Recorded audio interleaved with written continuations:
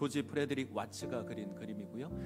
한 가냘픈 여인이 이제 물 위로 솟아있는 바위 위에 앉아 있습니다. 그 모습이 굉장히 좀 위태롭게 그렇게 보입니다. 여인은 언제든지 바위에서 미끄러져 내려갈 것 같습니다. 여인의 눈은 흰 천으로 가려져 있고요. 아무것도 보이지 않을 겁니다. 그의 몸은 수금 하나 붙들고 있습니다. 맨발로 미끄러지지 않도록 간신히 버티고 있습니다. 이 모습을 보면 굉장히 위태로워 보입니다. 자신이 어디 있는지 알 수 없고요. 어떤 위험이 다가오는지 알 수도 없습니다.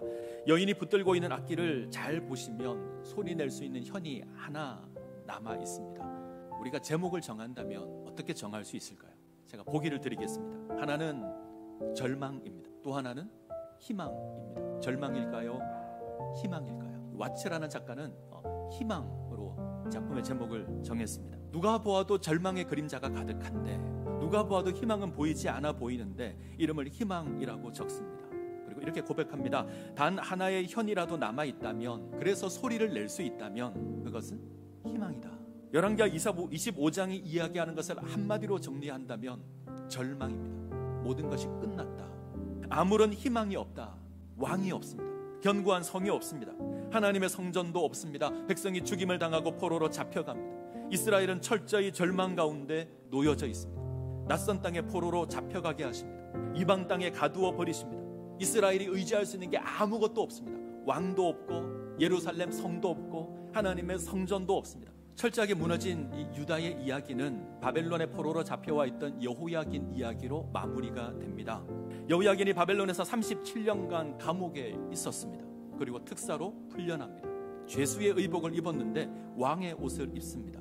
그리고 왕의 식탁에서 먹을 수 있게 되었습니다. 역사를 보게 되면 여호야긴이 죄수가 아니라 바벨론의 손님 대접을 받았고 그렇게 죽었다, 이렇게 기록되어 있습니다. 우선 희망을 이야기하는 것으로 보일 수 있습니다. 그의 신분이 죄수였는데 다시 왕으로 회복됩니다. 그리고 왕과 함께 식사를 합니다. 이것만 보면 희망입니다. 그런데 반대로 이건 절망이다 이야기하는 사람도 있습니다.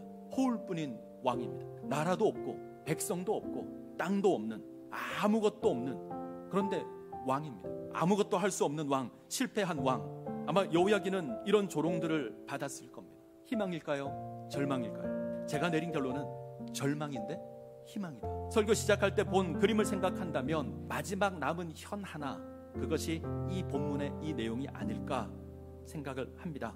곧 사라져버릴 것 같은, 곧 끝나버릴 것 같은, 이것이 희망이 될 수 있는가? 작가는 희망이다 이야기하죠. 아직 끝난 것이 아닙니다. 절망이지만 희망입니다. 이해하기 쉽지 않지만 사실입니다. 모든 것이 사라졌지만, 왕이 수치를 당하고 예루살렘 성이 무너지고 하나님의 성전이 무너지고 이스라엘 백성들이 포로로 잡혀가지만, 소위 그동안 의지했던 모든 것들이 사라지지만, 그러나 아직 끝난 게 아닙니다. 열왕기하 25장의 가장 마지막에 있는 이 여호야긴의 이야기가 이렇게 고백합니다. 아직 끝난 게 아니다. 잘 보시죠. 이방 땅에 왕이 있습니다. 이방 땅에 하나님의 백성이 있습니다. 이방 땅에 하나님 성전의 물건들이 그대로 있습니다. 아직 끝난 게 아닙니다. 그림을 잘 보시면 이 여인의 어깨 위에 희미한 빛이 하나 있습니다. 현실은 어두워서 보이지 않지만 분명히 빛이 있습니다. 여인은 보지 못하지만 빛이 있습니다. 절망과 희망은 참 가까이에 있습니다. 절망의 자리에 희망도 있습니다. 자, 힘든 상황이지만 우리가 하나님 바라본다면 이 희미한 빛이 우리의 구원이 될 것이고요, 우리를 다시 회복시켜 주실 겁니다.